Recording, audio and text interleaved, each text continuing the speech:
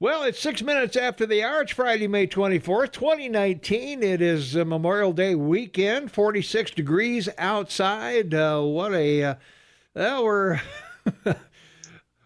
I'm glad I can't shovel wind because this is just like February. If I had to shovel wind, I don't know, man. Yesterday, with the wife and I went out and did a little, run some errands and stuff. And man, oh man, sometimes getting the door open. I was at Costco the other day. I'm at Costco, and to get my driver door open, I had to roll the window down. The wind was that hard. I had to roll the window down and get the door open. And pushing your cart back to the car, you got to drive into the wind. Well, that's true. Yeah. Well, the cart's pretty porous, except when it's full. Yeah, that's true. Very true. I'm ended up in Belgrade trying to get to my car. Hey. I don't know, man. It's not good. Well, anyway, let's look at our morning weather here in Bozeman, such as it is. We're looking at a high of 59 degrees today, 39. Afternoon showers, of course, about a third of an inch expected. So that should crank up sometime around 5 or 6 p.m. for your drive home. And then on Saturday, 61 will be the high, 42 the low. And scattered thunderstorms throughout mid-afternoon, late morning, and late afternoon. And, of course, on Sunday, 62 degrees, 43 the overnight low. More thunderstorms, another third of an inch, and that's about an 80% chance of that happening about mid-afternoon or into the early evening. And then on Labor Day Monday, 54 degrees and 40 overnight low. Showers once again in the forecast. And on Tuesday, 61 and 40, the overnight low. AM clouds, PM sun. The rain kind of tapers off in the morning, around 10 o'clock or so. The rain should end. We'll get a little break until Thursday when the rain will come back. And Friday, Saturday, and Sunday are all showers all weekend long. So welcome to June, everyone. We're happy to bring it to you here on KMMS. I'm excited. Temperatures around the area right now: Livingston's 43 degrees, Manhattan is 43, Three Forks is 44, Gateway's 42 and cloudy, Ennis is 42 and cloudy, Gardner 40, and Big Sky is 35. And at the airport in Belgrade, it's 43 degrees right now, and we're right at a nice balmy 46 degrees here and cloudy in downtown Bozeman. So there's your weather for today. Well, a happy Memorial Day weekend to one and all in your country. It's a remarkable accomplishment in almost 250 years. On 2026, 250 years of your republic. Mm-hmm. And a lot of great souls gave the ultimate life to save your country and keep you free. So I'm sure it'll be a great weekend of celebrating. Mm-hmm. And did you see the aircraft carrier New York go into the New York harbor? Yeah, wow, that's something. Amazing. Yeah, that's a big boat. That's a big boat. And a big boat. And in Canada, we're celebrating, of course, Queen Victoria's birthday. Of course. And she was born on May 24th, 1819. So all the Commonwealth countries celebrate this long weekend. It's not, it is not our Memorial Day weekend. It's Victoria's weekend. Do you have a Memorial Day in Canada? We have it in November, the same as you do. Oh, the Veterans Day, like a Veterans Day kind of Remembrance deal? Day, on the 11th of November, yeah. Oh, okay, 11/11/11, right? Yeah. 11/11/11, baby. All right, there you go. All right, 10 minutes after the hour. In this day in history, gosh, all kinds of things happened, Shane. Queen Victoria, of course, was born in London. We were just talking about that. Yeah. Amazing reign throughout the 18th or the 19th century. Mm-hmm. And, married to, of course, a German. And this is where the whole thing that started up, resulted in World War I was the intermarrying of all these houses of Europe. And in the 1800s. She was 81 when she died. Yeah. Her granddaughter, Queen Elizabeth II, is almost 95 or is 95, so she's surpassed that. Mm-hmm. Her coronation was the 28th of June, 1838, and oversaw the growth of the largest empire in the world, and the sun never set on Queen Victoria's empire. There you are. Wow. Well, in 1830, the first passenger railroad in the United States began service between Baltimore and Ellicott Hills, Maryland. Very large, 549 million ridership a year, the largest 29 million on Amtrak between New York and Washington and Boston, of course. Mm. And it's pretty remarkable when you think, like the longest tunnel they have is outside of or east of Seattle, or 7.8 miles long. Wow. A lot of Chinamen to build that thing. That's a lot of chipping away with chopsticks. Yeah, and dynamite, right? I would think so. Well, go ahead. I was gonna say, on this date in 1883, the Brooklyn Bridge was open to traffic for the first time. That's right, and what a remarkable accomplishment when you think of when they built it. Like seriously, 1883. Mm-hmm. I mean, took 14 years, of course, to build it. And it was a real problem because, they had to build the underwater supports, and a lot of men drowned doing that. They, the way they set it up to build it, it was quite an engineering accomplishment at the time, and still standing today. Wow. All right. Crosses the East River. Yeah. Well, that's an important distinction. Was that one of the LaGuardia bridges or not? No, that was before his time, wasn't it? Yeah. Yeah, he was in the 1920s or somewhere in there. Yeah, so. exactly. 1935, the first Major League Baseball game played at night took place at Cincinnati's Crosley Field. The Reds beat the Philadelphia Phillies 2-1. Yes, and how's your basketball going? Well, the Raptors are coming back against the Bucks, so we'll see what's going on with that. So they got another game to go, I guess. So. One more game, right? One more game, yep. So, hey, the longer they stay out, the more healthy Kevin Durant gets. So of your Golden State Warriors, baby. My Golden State Warriors. Yeah, we got to see if they can pull off a three-peat here.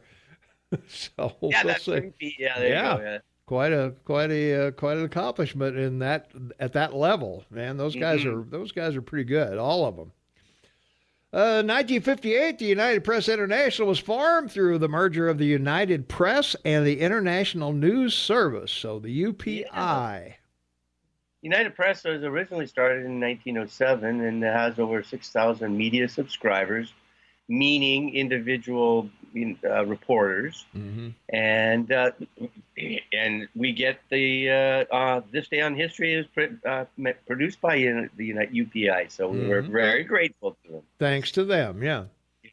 1962, astronaut Scott Carpenter became the second American to orbit the Earth as he flew aboard Aurora 7. So. Yeah, I know. What an accomplishment. Mm-hmm. What a rocket. Yeah. It was originally meant to be a nuclear rocket for the Air Force. And anyway, it ended up being the first commissioned rocket to carry these gentlemen into the air because it was reliable and it had proven itself. And they had to catch up with the Russians. Oh, my God, the Russians are coming. Well, back in the day, we were very fearful of the Russians. They'd put up the first satellite. They put Yuri Gagarin in space, and it was what they set that stupid dog up.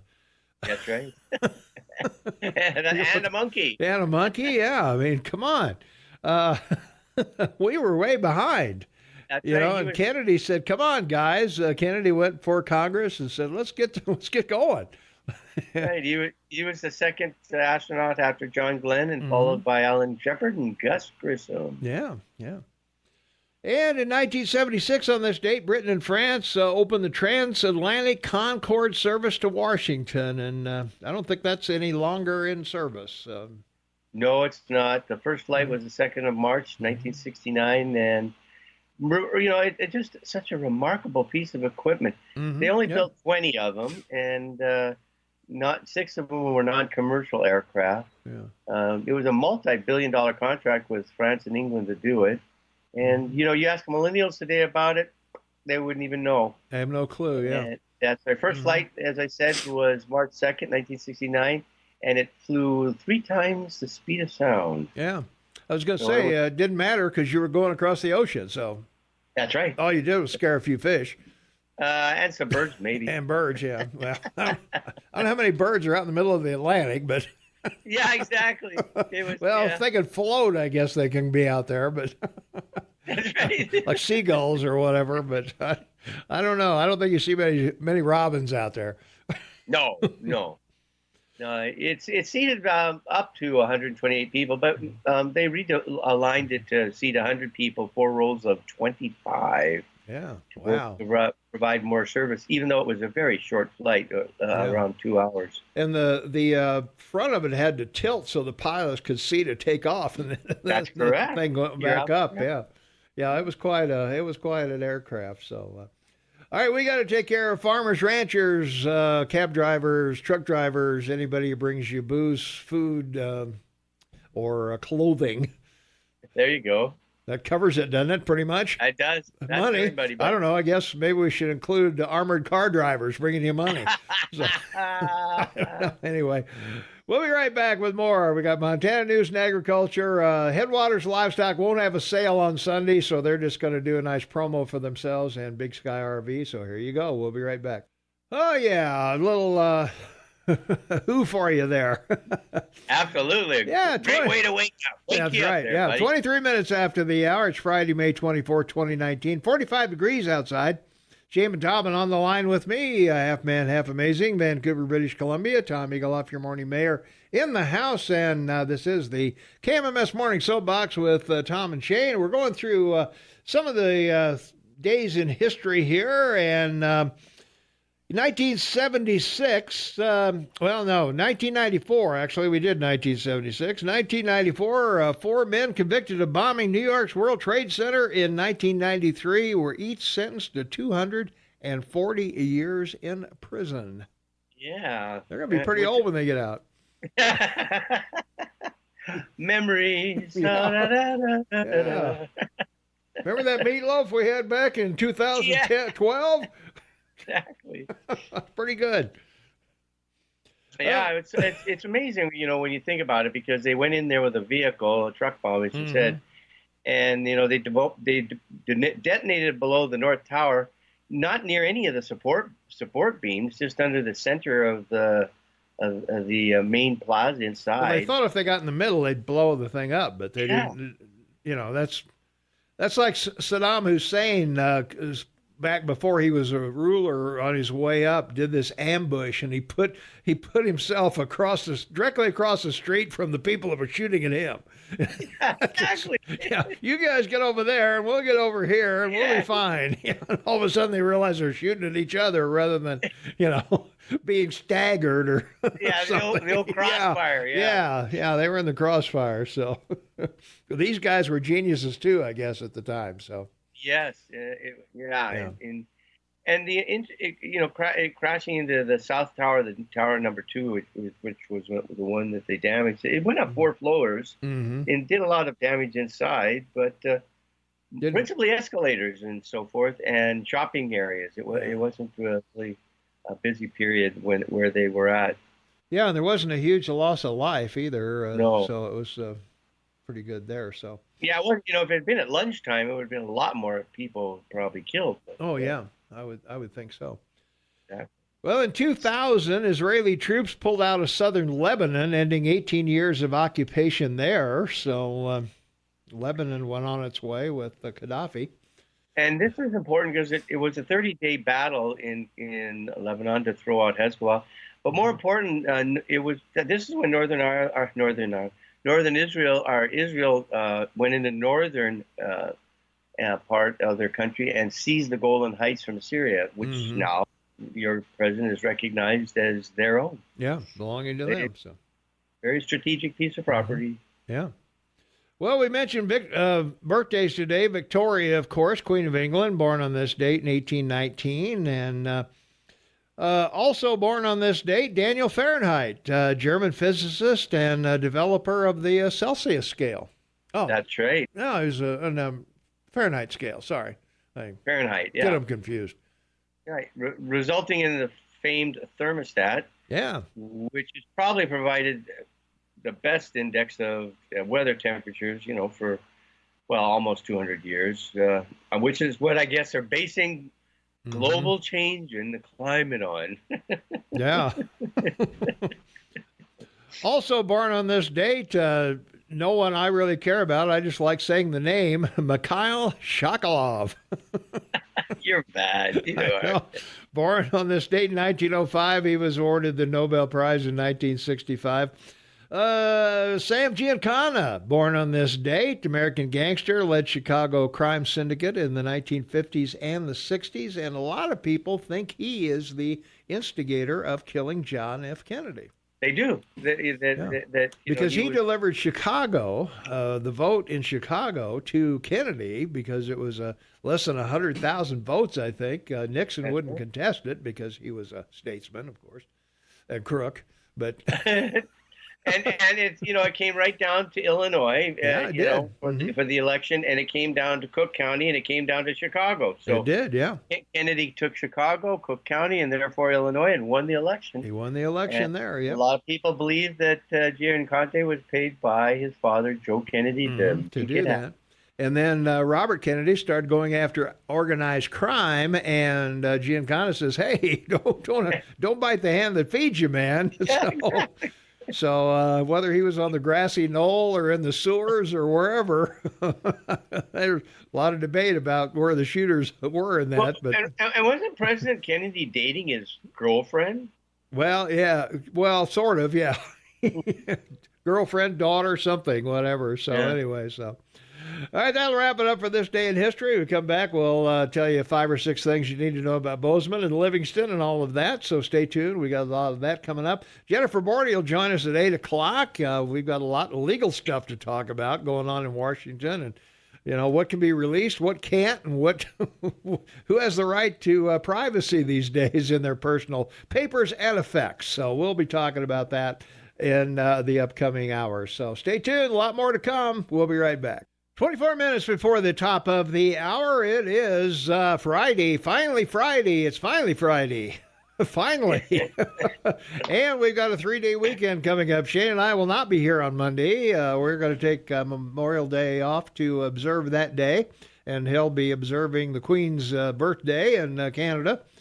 And it is the 24th, 2019, 45 degrees outside, 24 minutes before the top of the hour. We're happy to be here with you. Thanks for taking us along with you this morning. And our poll question of the day, Shane, they just upped the speed limit for trailer trucks here in Montana to 70. And our poll question is, should that rate be that high? So there you are. Well, if you're crossing the state east to west, it could take you 3 days. Well, I know, yeah. I was going to say. Here, you got to take a plane to the airport. That's right. But, well, the interesting thing, because when I thought of this poll question, I looked up, we used to not have a speed limit here. That's right. For a number of years. And when I moved here, I think in 93, we didn't have a speed limit. And surprisingly, for the 5 years before our state Supreme Court deemed reasonable and prudent unconstitutional, what dummies they were, I think we need to bring that back. For the 5 months before, we had historic low accidents for those 5 months. And then once they put the speed limit in effect, Memorial Day of 1999, fatalities went up 111%. Wow, isn't that amazing? Yeah, we had quite a deal. So go over and vote in our poll today at KMMSAM.com or on your smartphone at AM 1450 KMMS, and vote on the truck speed limit. Should it be 70 or not? Yes, no. There you go. So pretty easy. So. And I want to correct something we were talking about earlier. The Raptors and the Bucks. The Raptors took the lead 3-2, and they're going to be playing at home tonight. So we'll see how that plays out, and that'll decide if they win. That'll decide who plays the Warriors. If not, they'll go back to Milwaukee and Yes, indeed. see what happens there. So we'll be tuned in for that, I guess. Well, some of us will. Most of us won't because we're not a sports station. So what can I tell you? Yeah. Well, in local news, we've been talking the last couple of days about Army Private Boegli. I'm sure I'm butchering that name. I'm really sorry for someone who deserves such accolades, but he was lost in World War II, interred in a grave for 75 years over there somewhere, and finally found, finally identified by DNA, and has finally returned home to be interned here in his hometown. And that's such a, these things do take years and years, but I think, the families have to think, boy, that's so nice to, have that, particularly on Memorial Day. Memorial Day weekend is a particularly fitting time for this to happen. So we're very appreciative of all the work that people did to identify him and get him here and all of that. And our best wishes go out to the family, of course. And let's take a phone call. 522-TALK is the number, 522-8255. Caller, you are on the air. What's going on? I guess that would be me, wouldn't it? That would be you. Hey, I was going to tell you, I've driven through Wyoming, and I believe it's 80 for everybody, trucks and cars. In Wyoming, yeah, they just raised it to 70 here for trucks. That's correct. Yeah, and I think it's 80 for cars, if I'm not mistaken. I don't know. I haven't been on the interstate in a while, so. Well, I kind of believe it should be 80 for everybody, only because it just seems to make the traffic flow more even. Yeah. You don't have the juggernauts of trucks, and you're going around them. True. Yeah. Well, I think that's what the reasonable and prudent was, and why things went up, because exactly what you're talking about. If you have people who are driving normally and you have somebody who's driving erratically, then that's where the accidents happen. And Right. Just because we didn't have a speed limit didn't mean that everybody drove across Montana at 120 miles an hour. They wanted to, they did want to maintain their vehicle. Right. Well, I'll give you another good example is during the wintertime. Oh, yeah. These people think they can drive 70, 80 because it is icy, because that's what the speed limit states. But Right. The safe and prudent, everybody was always a little leery about what they should do, and it seemed like they always weighed the word of caution when they did drive. Well, that was the point that was made, that people did do that. They drove, they may drive fast, but they drove equally fast, I guess. So, I always said the easiest way not to get pulled over is drive just slower than the fastest guy's going. Yeah, and I agree. I think they ought to bring that back. Yeah, I would agree. It was first instituted, I think, because of the oil shortages and gas shortages and whatever, and saving energy back. And Carter, I think, took it down to 50, and you used to be able to pay the patrolman $5, and he just send you on your way. That was a daylight ticket, I think they called it. Yeah, that was our protest. $5 speed limit didn't go on your record, and you just gave the cop $5 for coffee, and away you went. What is it up and now in Canada now? What's the speed limit in Canada now? On Highway 1, it's 120 kilometers. Yeah, so. In English terms, I don't understand kilometers. That's 80, I think, or so. Yeah, it's about 80. Yeah, it's about 80. Yeah. Yeah, I was trying to. We use Getty Images for our polls, our pictures, and things like that. And I'm going over to Getty Images. And I'm trying. I should be able to find trailer trucks and speed limit stuff. Every speed limit there is metric. Everyone. Every picture. I'm going, what is up with you guys? We're in America. Come on. The Getty News Service? Was it Getty American? What's wrong with you guys? Drives me crazy. Well, you guys have a good 3-day weekend. All right. Hey, thanks for the call. Appreciate it. All right. Let's take one more call, and we got to take a break. Caller, you are on the air. What's going on? I think that people should have a vote on people to follow the posted speed limit sign. Yeah. Doesn't matter what the speed limit is, people just don't follow the sign.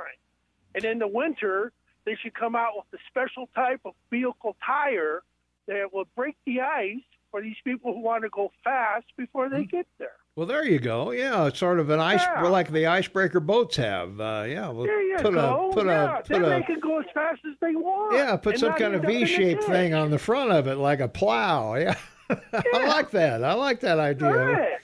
Bye-bye. I'm gonna get Goodyear on the phone right now. Sounds like a deal. Hey, thanks a lot. All right, we got to take a break. We'll be right back. 12 minutes before the top of the hour. It's Friday, May 24th, 2019, 46 degrees outside Shane Tauben. Half man, half amazing in Vancouver, British Columbia on driving 120 kilometers an hour, and Tom Egelhoff doing a reasonably 80 as your morning mayor. That's fast behind a dog sled, I gotta tell you. I bet it is. Well, in local news, we have the Grizzly Ridge Station and its owners, Donald and Andrea Bakken, are charged with unlawful sale of an alcoholic beverage, a misdemeanor. The charge was filed Gallatin County District Court. The charge alleges the bar overserved alcohol to Brett Randall Fair, despite his slurred speech, sloppy check writing, and staggering through the bar on that day, according to the documents. Fair was driving toward Bozeman on Bridger Canyon Road on December 8, 2018, when his truck left his lane on a curve in the road and hit Deborah Jean Stafford's truck. Stafford and Fair were both pronounced dead at the scene. So that's not a good thing when you overserve somebody alcohol. I was thinking back in the day, I've always said that bars should be prohibited from having parking lots. You should have to park some distance away to get to your car. Yeah, that's right. But and Mothers Against Drunk Driving, they've reduced the deaths from alcohol, back in the 60s and 70s from 58,000 to less than 30. So, I mean, it's been a pretty big that's been effort good. here. Yeah, that's been good for them. And, well, in the old days, they used to take you out and put you on your horse, and the horse knew how to get home. The horse knew the way to the house. And as luck would have it, a horse wouldn't run into another horse. They wouldn't collide and fall down in the middle of the, or they wouldn't get out of their lane on a curve. And you'd the horse would go home, and you just flop in the front yard till you sobered up. The horse would just sit there and eat the grass and whatever. So those were the good old days of drinking. But well, nowadays it's these bar owners do have a responsibility. Certainly that you don't want anybody over imbibing and. Obviously, if you can't write a check and you can't stand up, shouldn't be driving. Right. You should call a cab or take the keys or do something. But and if in that situation, if a person refuses to give up their keys or insists on taking the keys and driving, that pick up the phone, call the police. Yeah. Then you don't have the liability because you've. Well, that's it. You tried to do something. Yeah. There was a story of a policeman that was sitting outside a bar, and people are coming out at closing time, and he notices one guy is stumbling around and can't find he's dropping his keys and, falling down against his car and everything, and everybody else is gone. And so he goes over and checks the guy and gives him a breath test, and it blows 0. And the guy, how can you be acting like this? And the thing blows 0. And he says, I'm the designated drunk. So everybody else could go home. Everybody else could drive away, and he's there. Yeah. And we stooped you. Yeah, that's the deal. All right, we got to take another really quick break. This one's pretty short. We'll be right back. 7 minutes before the top of the hour. It's Friday, May 24th already. 2019 is finally Friday. 46 degrees outside. Shane Tauben on the line with me from Vancouver, British Columbia, and Tom Egelhoff, your morning mayor, in the house. And Shane, I should have mentioned it's not the designated drunk, it's the designated decoy. So that makes it a better joke. So, anyway. All right. The faculty just can't get it right with the science deal over here. Shane, just keeps going on. Students and faculty protest to the regents. MSU stands by its decision. They want to combine the cell biology and neuroscience program under within the Department of Microbiology. And I don't know why this is a big deal, but everybody seems to be. We want our own department. We don't want to be merged with these other guys, and we're just as good as they are, and all of that. So I don't know. The students and faculties are up in arms. The regents are hanging in there.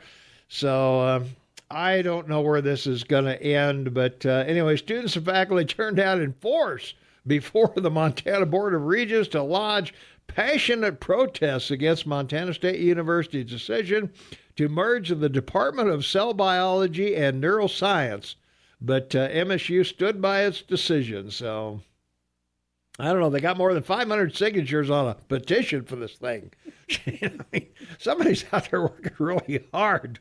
Yeah, well, they're trying to save some administrators' job because, obviously you merge two departments, you don't need two administrators. Yeah, well, I don't know. I don't know where this is going to end, but as somebody pointed out the other day, this is brings millions of dollars in research grants and all kinds of stuff to the community. So it's a good thing, I guess. But I don't know. I think there's as much ado about nothing as to merging these guys or putting them all under one roof or whatever. I'm not sure what the hoopla is, but anyway, in other news, more than 50 people met at Bozeman's historic Story Mansion for an open meeting about what the city housing effects look like. Consultants for the project, Wendy Sullivan, held a poster that reflected the housing and income makeup in Bozeman. Rentals came up short for the area's demand, and as far as homes people can buy, when you make up to about 95,000, you're okay. You'll probably find a home you can afford if you're making 95,000 bucks in Bozeman. So good for you. But below that, you're going to be hard pressed to find a diversity of units in the community that you can purchase. And that's right. And they estimate they're going to need at least 6,340 new homes or housing units by 2025. So I don't know, man. I still think you can't mess with the ecosystem of the economics. No, you can't. It's a hard choice to make. It really is. Yeah. Well, it is. I mean, if you own a piece of property, you certainly want to get the maximum out of it if you sell it. And right. Of course, if you're a buyer, then you normally research an area before you go there and make sure that housing prices are affordable or whatever, and move if you can, or find a place where you can move to. And the other choice is 6 people move into a rental and I'll throw in $600 a month. Yep, and there you are. In a year they'll have a down payment for a home and they stick together and they rent it, and then in 5 more years they'll all have a home and they've been rented for 5 to 6 years, and you're on your merry way with a home and equity in your life. So there are ways to come up with ideas to get the opportunity to own property. It's just a matter of organizing a group to live together. Mm-hmm. Well, and also, as we know, we talked about Private Boegli earlier, and we don't want to dismiss Sergeant Travis Atkins, who has been in the news, getting the Medal of Honor posthumously. Sand Gino, a infantryman under Atkins, and Colonel John Valor, Atkins battalion commander, came to Bozeman on Thursday to speak at a dinner honoring Atkins, and it was quite an affair. And Donald Trump awarded Atkins' family the Medal of Honor in March for fighting a suspected insurgent in June of 2007 to prevent him from detonating a suicide vest. Atkins, 31, threw himself on top of the suicide bomber, shielding 3 nearby soldiers from the explosion, and that's quite a sacrifice to do there. So we don't want to forget his service in the long run. Also, solar advocates push against proposed charge in the state Renewable energy activists urged Montana regulators on Thursday to reject a utility's request to add a charge for homeowners who generate surplus electricity. So there you are, man. you put solar panels on your house to reduce your electricity bill, and boom, here comes the state with, wait a minute, that won't work. So, what are you doing? What's wrong with you? You got to pay something for being independent and not needing it. That's right. So doesn't Northwestern Energy and all these people come out with, and they'll look at your house and they'll show you ways to save on your electric bill? Yeah, that's right. And of course everyone pays a user fee for their electricity, but yeah, I never understood a non-user fee. Yeah. Well, apparently we got one now. So yeah, that's right. All right, we'll be right back after the news at the top of the hour. We got Montana State news. Sound like it might be another repeat. I don't know. We'll check it out. And Brooke Foster weather also, and Jennifer Bordy will be here at 8:00. And we come back, of course, we've got to talk about the 5 things you need to know. And there's a lot going on in Washington we need to talk about. We got some text messages to read and all of that. So stay tuned, and we'll be back with more right after the news at the top of the hour. Welcome back, everyone. 6 minutes after the hour of 7 a.m. It's Friday, May 24, 2019, 47 degrees outside. Shane Taubman, half man, half amazing. Tommy Goloff, your morning mayor, and this is the KMMS Morning Soapbox with Tom and Shane, making radio great again. It's a Marga morning, I guess, Shane. It is indeed. I was giddy as a kid with all the things that broke last night. I'll tell you, the news just I couldn't keep up with it, and I had to go to bed early. I'm glad you get to stay up though. So. Well, yeah. So now Crazy Kate's been wandering around in my brain for the last 12 hours. Yeah. Amen. Yeah. From our text line, 478-8298, exactly what we're talking about. Enough with Trump and Pelosi throwing insults at each other. Get back to work that the American people put you there to do. Amen to that. So I think we all can put a stamp of approval on that text. Well, I think he's been pretty busy. He's accomplished a lot without any support from Congress. A perfect example is the USMCA treaty, which I think we'll talk about later. But he's been a busy guy without the support of Congress, and it's impressive. Mm-hmm. And with the support of the Senate, because they control it, man, he's replaced now 40% of federal judges. He's heading towards a famed number. Yeah. Yeah, he's set a new record as far as appointing judges, and that's going to be a ramification for a long time on some of these things that, particularly when some of these things go back to the states from the Supreme Court, that are abortion being one of them. Mm-hmm. These judges are maybe not going to be quite as legislating from the bench, but legislating from the law book. Well, and they're life appointments, and the average age of the judges appointed is 45, so they're going to be around for quite a while. I would say so. Let's go to the phones. 522-TALK is the number. Caller, you're on the Morning Soapbox with Tom and Shane. What's up? Hey, this is Aaron. How you guys doing? Hi, Aaron. Hey, so, it's probably no surprise to you guys that I'm not really an avid supporter of the United States military. And for a couple of reasons. One is the Second Amendment is what guarantees our freedom. That's what it says.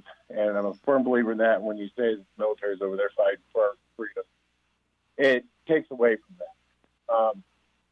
And another reason is because they say they're over there fighting for our freedom. Well, our freedoms are more at risk in Washington than they are in Afghanistan. I think that the government running efficiently and passing all sorts of bills and laws and this and that is a bad thing. So to the texter that said that Pelosi and Trump need to do the work we sent them there to do, I don't agree with that. I think it's great that nothing is getting done. The country seems to be running just fine. And, seriously, man. Well, the market's doing okay, it seems like. So, well, yeah, so unemployment's low. A lot of good things are happening. What's the problem?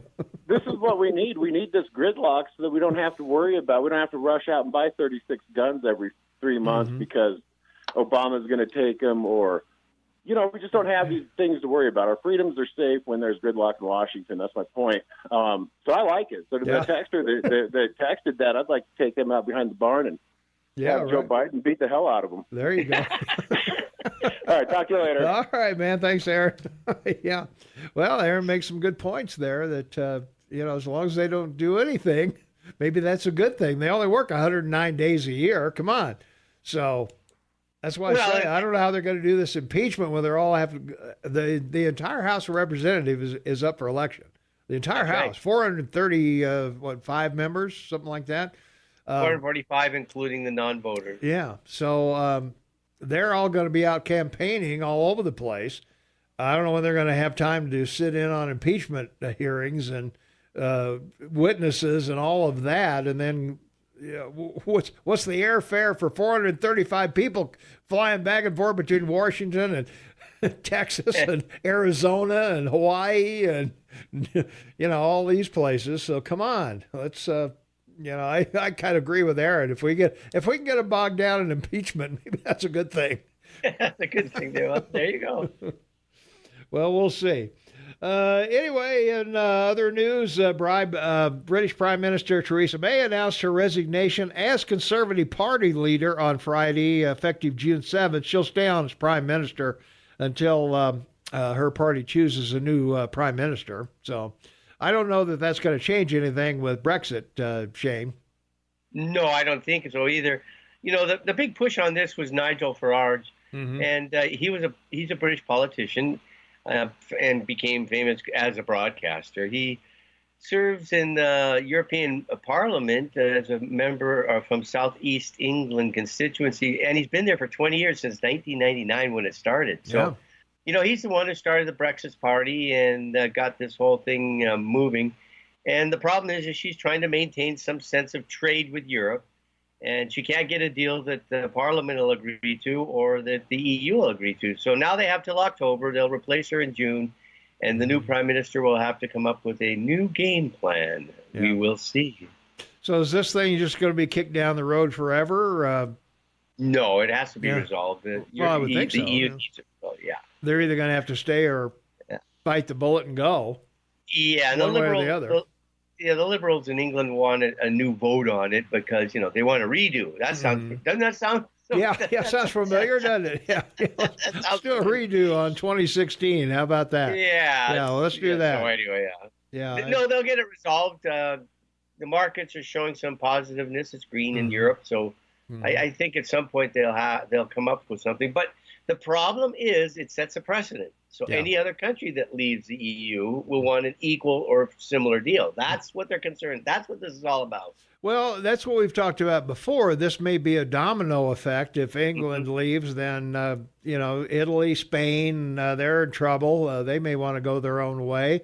Greece has been in trouble forever. I don't know. They'll probably stay because they need the help of the European Union. But Germany might make a decision. France might make a decision. It's very possible that this could be the end of the European Union if England leaves. That's right, and it's a difficulty in that your president, as we said, is trying to realign the trading routes, and Europe, of course, is a big one. Yep. And it's hard to do that when there's this kind of confusion within its boundaries. And they're voting this weekend for a new Congress in the EU, so we got to see how that turns out. Yeah. Well, it would be easier to deal with the European Union probably in trade than it would be to deal with individual countries, although we do deal with individual countries certainly on a lot of things, obviously. But anyway, let's take a phone call. 522-TALK is the number, 522-8255. Caller, you are on the big show. What's going on? Is it a big show this morning, It's a big show. It's Big Friday. Really big show. This is really big show. Really big show. We got a really big show today. We're making radio great again, Clint. Well, that's a good thing. do you guys care if I change the subject a little? What's that? Is it okay if I change the subject a little bit? Sure. I wanted to talk about Montana. That's a big subject. Where is that? Is that in the United States? Well, it's some big state that they say is the third or fourth largest here in this United colony. Yeah. I thought Canada took it over as another province. Are you sure you're in the right place? I don't know. You guys want to secede? I think maybe we ought to do that maybe in Alberta. Yeah. Anyway, How do you feel about your power bill, Tom? Oh, the one they're talking about increasing it like 50%?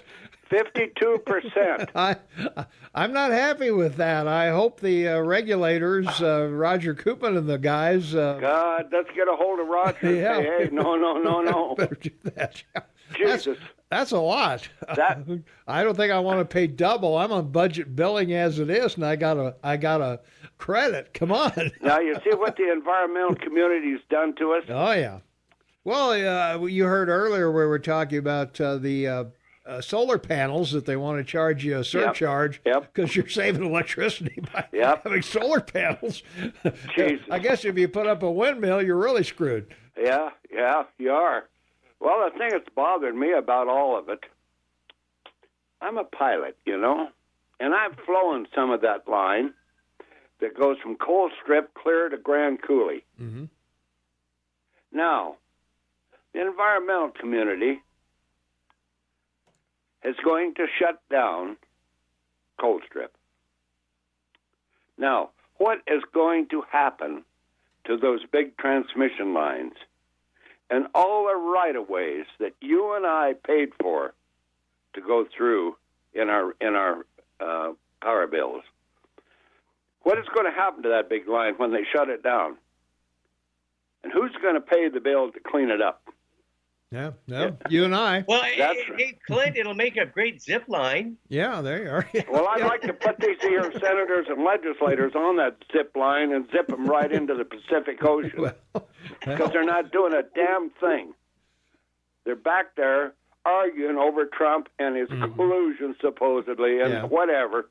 And I do think that Trump was right when he said Nancy Pelosi was losing it.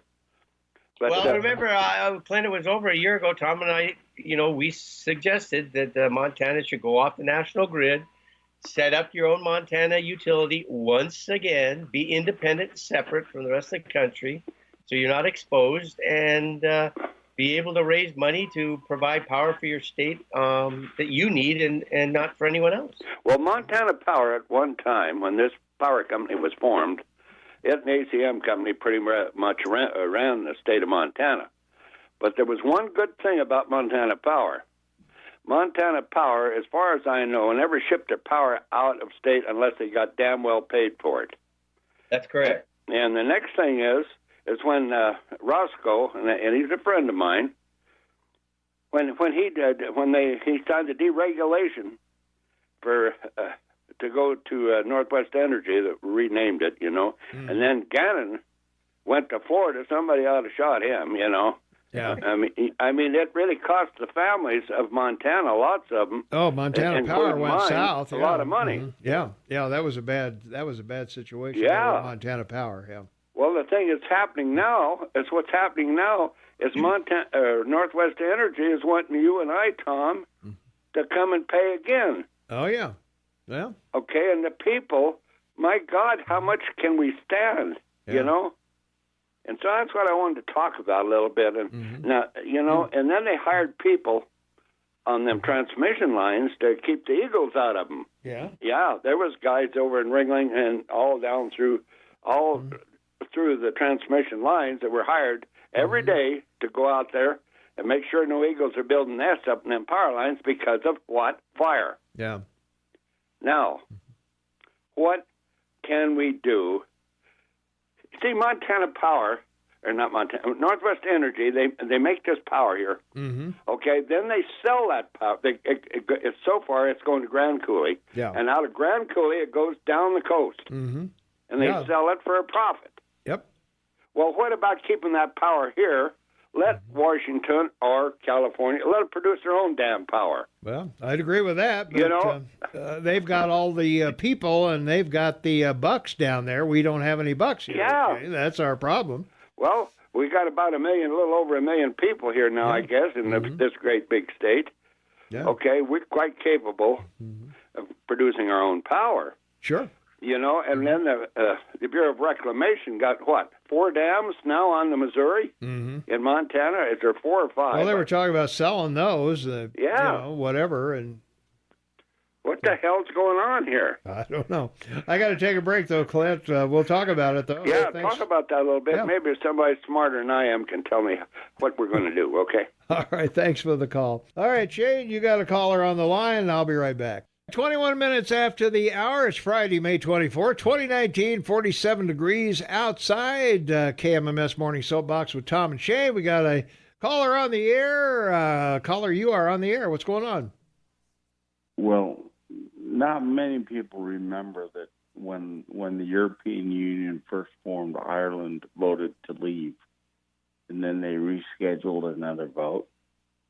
At first, they voted to leave overwhelmingly, and they rescheduled a vote, and lo and behold, they were going to stay and be members. And now the big controversy is that Northern Ireland wants to stay despite Brexit and join the Republic, which is firmly in the European Union now. They're the tax haven for the world. It's a sweet deal for Ireland. So yeah, they got a low corporate rate over there, so it's attractive. It's attractive, yeah. No income tax. Yeah, yeah, that too. In Ireland, yeah. No income and no income tax. Well, I That's assume what they have say in income. Ireland. Yeah, exactly. That's what they say in Ireland: no income and no income tax. Oh, okay, all right. Well, they're green at least. Yeah, that's right. Well, we've talked about this. The problem here is the backdoor issue. Ireland wants to stay in the EU.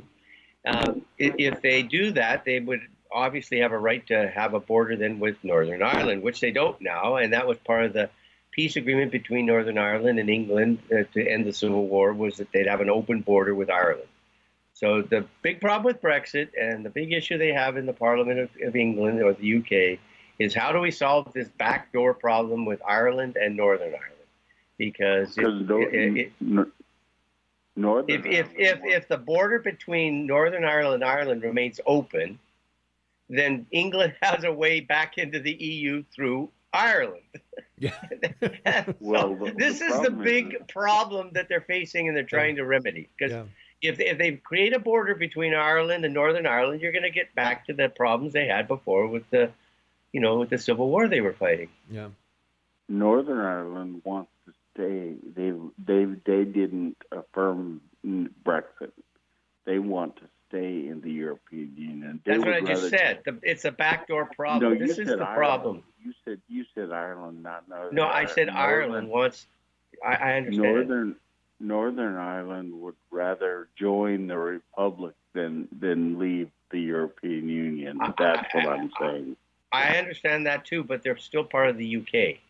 That's the problem. Well, not the UK can't force them to be part of of England any more than they can force Scotland. They can't force them to be part of the United Kingdom.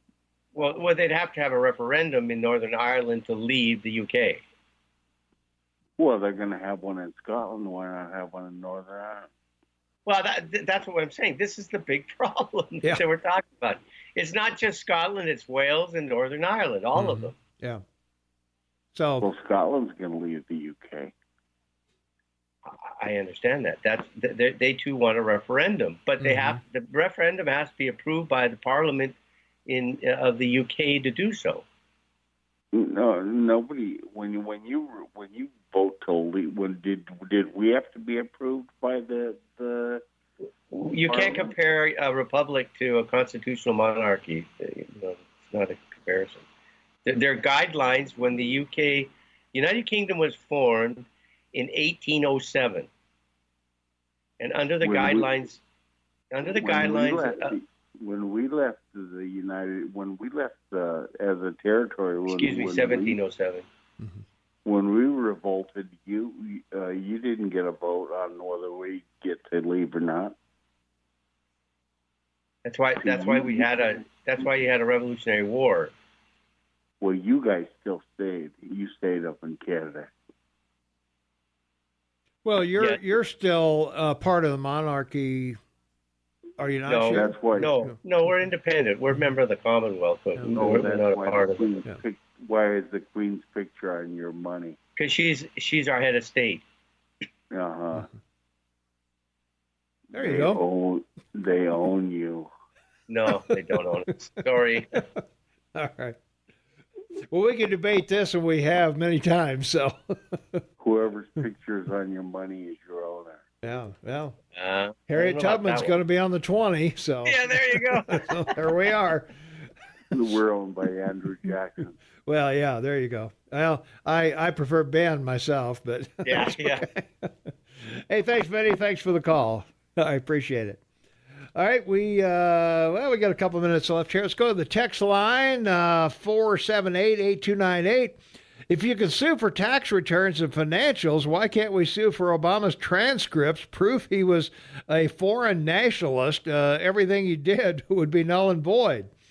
And also, Japanese went to clean coal, no more nuclear power for them. And there was a story this morning on Live Science, Chernobyl versus Fukushima, which nuclear meltdown was the bigger disaster. And accordingly, the article at least claims that Chernobyl released far more than Fukushima, even though there was only one reactor versus 3 reactors. So there you go. There you go. Yeah. Let's see, from our text line, go smoke it on the pipe load and you can discuss this with the Irish. Okay, there you go. All right. So, I don't know. Not sure what that means, but anyway. All right. Jennifer Bordy is going to join us at 8 o'clock. We'll be talking about all the things in Washington. What can you really go after somebody's private tax returns? Can you really do that? We'll ask Jennifer her thoughts on that as well. And I'm sure she's got some other stuff going on. We got some coming up in June. All the Supreme Court rulings are going to come down, so that's about a week away. And also, as a programming note, Shane and I will not be here on Monday, so we're going to take the 3-day weekend and observe Memorial Day with our friends and family, and we will be back on Tuesday. So. What a fun time to have, huh? Exactly. All right. Also, our poll question of the day, the truck speed limit's now 70 miles an hour. Is that too fast for truck traffic? Go over to KMMSAM.com and vote in our poll, or go to our phone app, AM 1450 KMMS, and vote there. Hey, you can also get our new message line through our app. All you have to do, if you're listening to the show right now, go to the upper left-hand corner of your phone. You'll see 3 bars up there. Click on that. Click on the logo, and that'll take you over to where you can press the listen button or press the message button, and you can message us directly that way. So we got to pay some bills and get out of here for a few minutes. Got Montana State News, Fox News, Brooke Foster weather, and some local ads, and we'll be back right after that. So stay tuned. A lot more to come this morning on the Morning Soapbox. 24 minutes before the top of the hour. It is Friday, May 24, 2019, 47 degrees outside. Gene and Tom, and on the line with me from Vancouver, British Columbia, half man, half amazing, Tom Eagleoff, your morning mayor in the house. And this is the KMMS Morning Soapbox with Tom and Shane, making radio great again. From our text line, 478-8298, our stable genius president also had his lawyers hide his school grades. Must also be embarrassing. Well, they hid Obama's school grades too. You know, now Obama did teach law at Columbia for 10 years or something like that. Well, hey, yeah. I've taught at MSU and Gallatin College both, so that's not a case you can bring for grades. Exactly. I don't know. The only degree I've ever gotten is a 3rd degree. I'd have to say President Trump's probably the most vetted investigated, reviewed, looked at president in your history, and it's just incredible because it's never enough. Like it's just an ongoing thing, right? Like constantly. I was going to say, do you think they'd call Thomas Jefferson in and ask him about Sally Hennings, or Very good call. or James Buchanan about his living arrangements with his friend? Yes. So come on, it's a very good friend. Very good friend. They were very close. And nobody asked Hoover about his going-ons with dresses in the closet. Well, that's true. Yeah, I mean, come on. That's what's good for the goose, as they say. Yes, indeed, sir. Yeah. All right, and 5 things you need to know. Trump grants Barr the authority to declassify secrets related to the Russian probe, and that would include, I believe, the dossier and some other stuff. Well, that too, the FISA warrants, the 302s that FBI agents wrote up, in all the investigations. Right. This circle is closing, and he just closed the circle. The gloves are off. That's why this whole thing you heard, this whole thing with these words from the Speaker of the House, a cover-up. Right, yeah. So, as we said, it's projecting. It's projecting. The Democrats know they've had this major cover-up. It will now all be exposed. And I was looking, June 26th are the first debates. So, it's going to be just Can't wait. Can't wait. It's going to be just in time for the debates, baby. It's going to be just This is going to be good. All right. Let's take a phone call. 522-TALK is the number. Caller, thanks for calling. You're on the air. What's going on? Good morning, fellas. AW here. Hey, W, how you doing? I'm okay. I just heard you chime away on Obama and his records and all this stuff, and I was thinking to myself, you were talking about Jefferson. I'm like, what about that Hamilton play? Well, yeah, that guy too. There's a lot of them. How incredibly? Can you imagine if they did a play where they murdered or lynched Obama? Oh yeah, sure.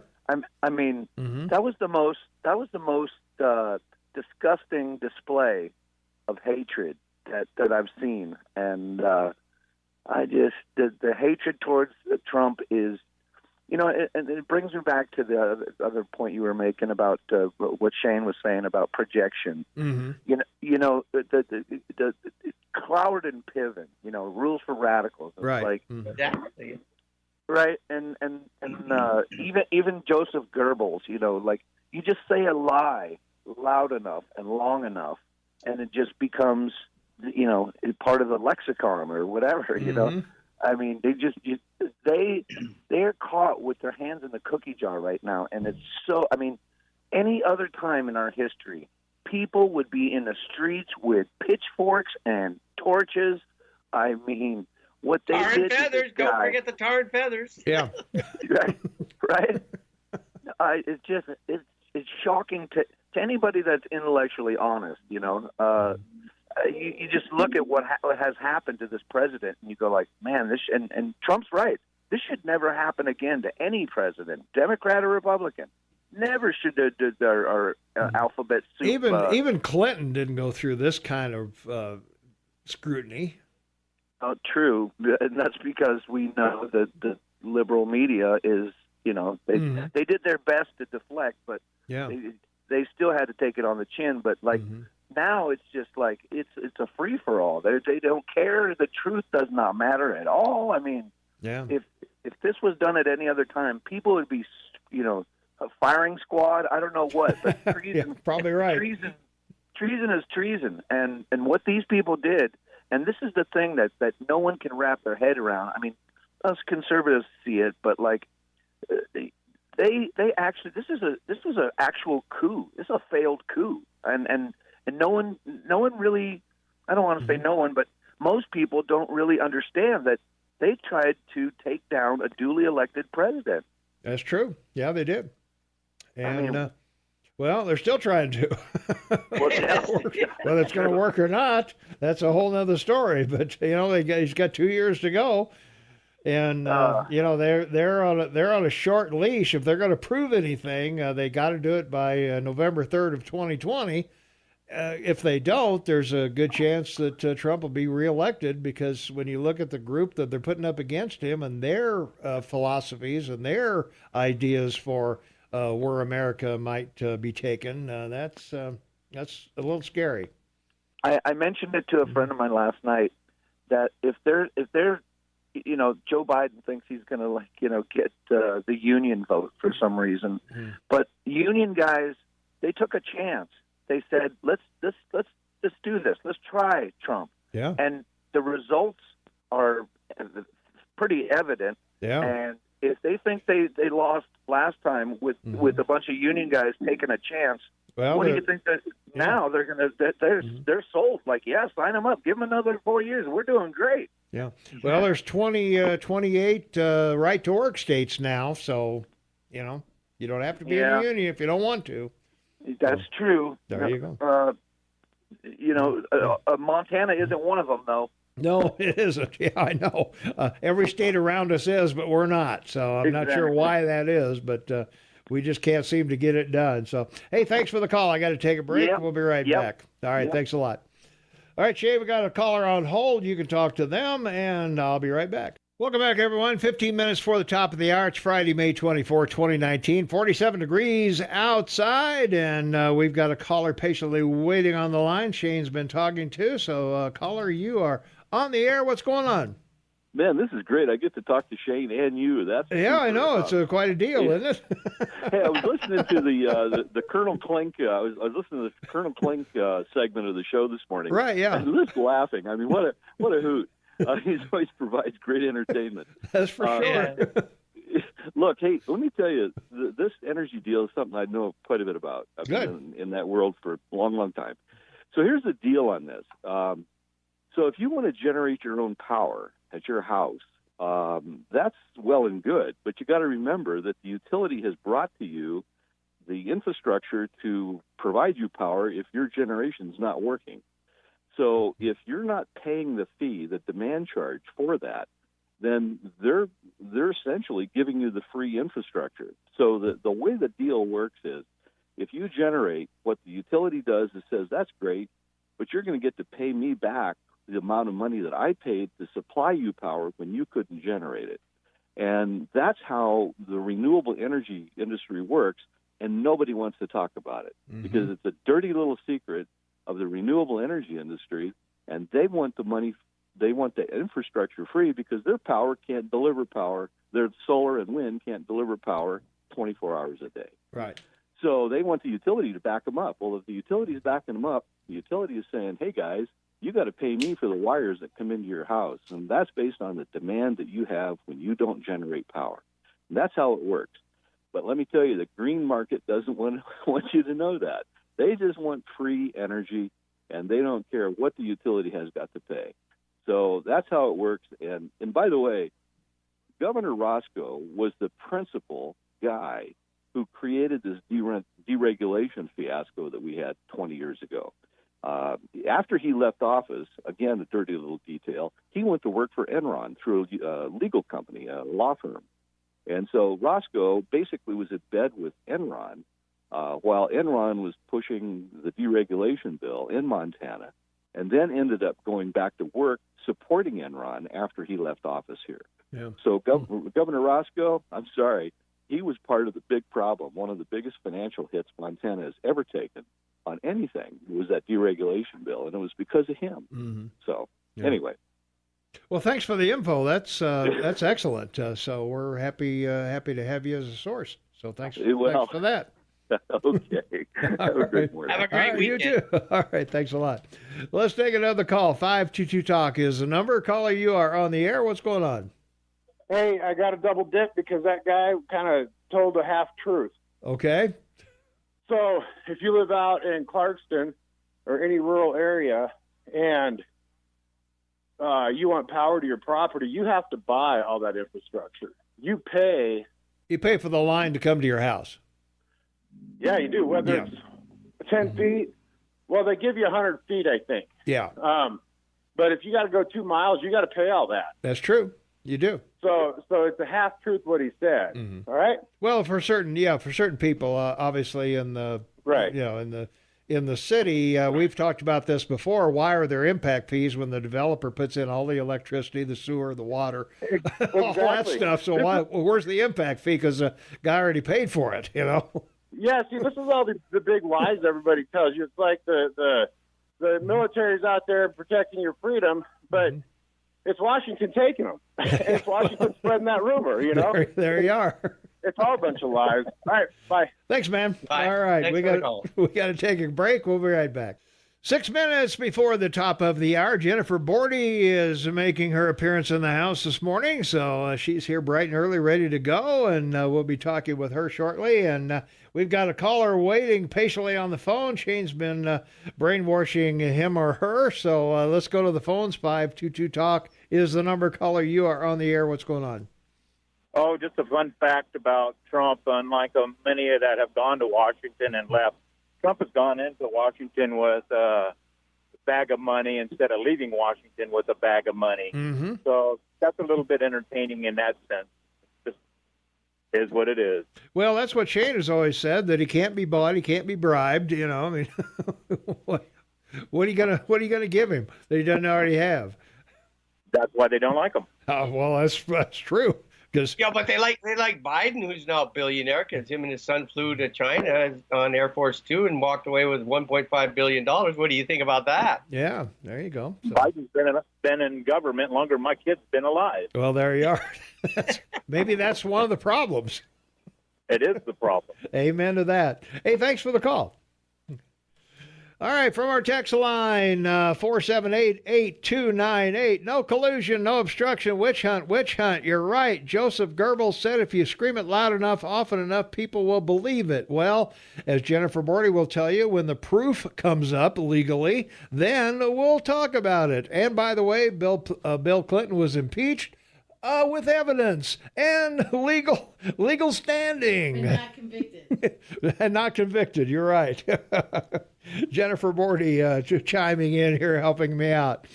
Let's see. Also from our text line, Trump is the first president that can't walk and chew gum. He can't do his job while Democrats are looking at his returns. Well, we'll see if the returns are there. I'm going to ask Jennifer about that.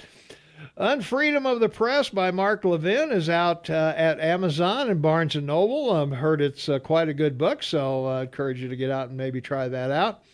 Trump has the worst luck. So many of his best people hired turned out to be criminals or losers. Yeah, well, that's true. He has had some bad luck with the people that he's associated with, I should say. So let's go back to the phones. 522-TALK is the number. Caller, you are on the air. What's going on? Oh, a crazy little point here, Tom. You sure. Use his name. In Goebbels, there is no R. Oh. An umlaut over the O. I tell you, 99% of the people, they think he's a gerbil or something. Oh, okay, like a gerbil. But he's...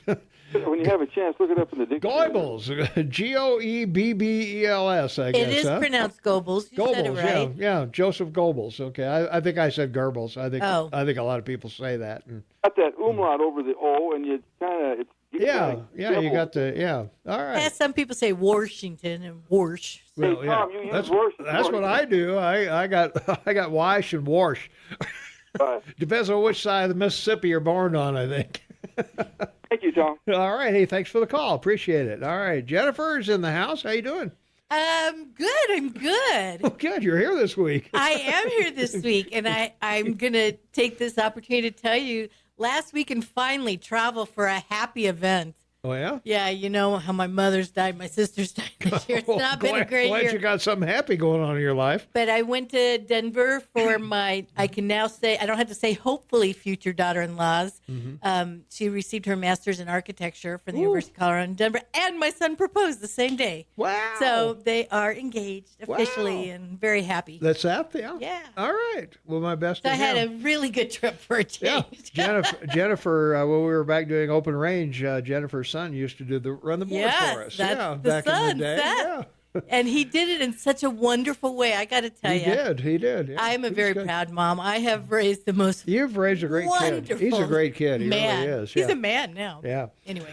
Let's go to the phones. 522-TALK is the number. Caller, thanks for waiting. You're on the air. What's going on? I would like you to do something for us all, if you could. We'll try. Could you invite if you can find one, a rational Democrat or rational liberal to come on the show and explain why the hatred for Trump? Because none of the people that I talk to make any sense to me. I know the answer to that, even though I'm not liberal and probably not rational either. Yeah. Okay, well, go for it. Hold the answer. This is what happened to me yesterday. I was talking to a gentleman from Missoula. He came over to visit, and we were discussing the cold weather, and I was explaining, well, the cold weather is due to a solar minimum. And he said, educate me, I've never heard of it. I said, we're in a solar minimum. The sun is putting out a minimum amount of energy. We get a minimum amount of energy, and so it's colder. He said, damn it, I wanted to blame Trump. Yeah. Wait a minute, that doesn't make sense. You're right, it doesn't. Hey, we'll talk about it when we come back. Thank you. He wanted to, but he didn't, apparently. Yeah, apparently. All right, Jennifer Bordy's in the house. A law talk coming up next. The law babe is here, and she's got all her papers in a row, got all her legalese highlighted. She is ready to rock and roll. So we're gonna be with her and Shane. You'll like the topic, I believe. Oh, okay. All right. I will like the topic. I bet you I will. All right. We'll be right back right after these important words. 6 minutes after the hour of 8 o'clock. It's Friday, May 24th, 2019, 47 degrees outside. And Shane Tobin on the line with me from Vancouver, British Columbia, half man, half amazing. And, of course, Jennifer Bordy, law babe, is in the house with a newly engaged son and getting a new daughter-in-law. They're both Jewish. Oh, my God. Yes, my son found a nice Jewish girl in Bozeman, Montana. Wow. All the planets are aligned for Jennifer. Bless her heart. Well, all right. And I just had to say again, I shouldn't, but, it's just so nice to finally have some good events. I know, in your life. Yeah. You lost your mom, you lost your sister, and now all of a sudden, as I've always said, in every adversity is the seed of an equal or greater benefit. So there you go. That's one of my favorite sayings. So when times are tough, I will have to remember that. They are temporary. Yeah. Thank you. From our text line, 478-8298, before we get to Jennifer, one thing is for sure, the opposite is true. So I guess so. I'm a solar producer. I have no problem paying for support of the grid. Every April, Northwestern Energy takes all my excess power I produce. This is about 4,000 kilowatts per year. I want to be paid for this excess power. If they raise my grid connection fee, when asked recently, their response was, we won't do that. So, okay. Yeah, is that like the check is in the mail? Right, check is in the mail. There's a couple others, I believe. Isn't it funny now that Barr is investigating the DOJ is militarized? Cry, Pelosi, cry. And would have liked to hear about the solar minimum. Got stomped on my ad and news. You need to fix this timing stuff, and I will point that out to our IT guy. But Shane can fill you in on solar minimum here real quick, and then we got to get to Jennifer. Absolutely. The importance of the sun to the planet is the sunshine generates photosynthesis for things to grow, but that does not have anything to do with the heating of the planet. The heating of the planet is a reaction to solar radiation created from the ejection of solar material or sunspots from the sun. They travel across space, and this is real science. It's 400 years old. Observations have been taken of this since 1600s. And the result is the ionosphere absorbs the solar flare energy and heats the planet. So we've had a Homeric minimum in 950 BCE. We've had other minimums in 1040, medieval minimum in 1100, Wolf minimum in 1280. But the modern minimum is 1645 to 1715 was the worst. It was a mini ice age and all of Europe froze. And right now we're in an unspecified minimum because the sun has reduced its sunspots to the planet. So we are now going into a very extreme cold and areas. So between now and 2015, the temperature of the planet will drop significantly and may last as many as 25 years, which is going to create havoc with regard to the growth of food. Okay. Thanks for that. All right. Did you get all that, Jennifer? Yeah, absolutely. So, as the caller said yesterday, stock tip: stock your pantry, stock your freezer. And I just want to remind everyone about climate change and everything that we've heard about since 2000 is theory. This is real science. It's proven with satellites and continuing observation of the sun. So this is something to be concerned about, but no one wants to talk about it. Okay. Well, we're not going to talk about it now because we're going to talk about the law. We are. Well, and I hesitated to decide to do this topic because I wasn't sure that it was all that law connected. But of course, everything is. Of course it is, yeah. I can start with the basis, but then we're probably going to mostly talk political today. But what I wanted to talk about, because you and I actually had a discussion off air about it a couple of weeks ago, and then I heard you discuss it again when I was on my way to Denver last Friday. Okay. And that is the tariffs that are being imposed on China and by China. And honestly, it's not an area of my greatest expertise by a long shot. And I've tried to educate myself as well as I could. And as usual, found there are way more fascinating aspects to it and important aspects for us to all understand. So I'm not sure why it's been a topic I've sort of glossed over in my own mind whenever I am reading or catching up on the news or doing whatever I do to see what the heck is going on in the world. But I, as you know, I had a concern about the tariffs negatively impacting American business, and that is a valid concern. There are mostly business people that have that concern, and here in Montana, we are actually quite a bit impacted by it. We export quite a bit to China, surprisingly. We do. And and that makes almost sense why we had a Chinese ambassador for Montana. Right, yeah. Not all that long ago, but that was actually a whole nother political story that failed for the Democrats. But I'm going to jump a little bit to the end to say one thing, because there is a lot of Pelosi bashing done, and rightfully so.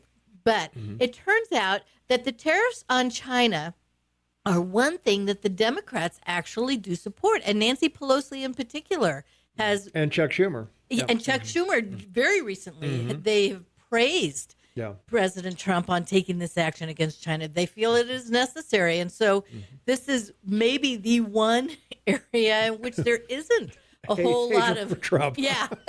So yay. Okay. But the part where it's tied to the law, and this is the part I had no inkling about until I started looking into this, is that as every action by a president should be, in Congress for that matter too, it's based in a law.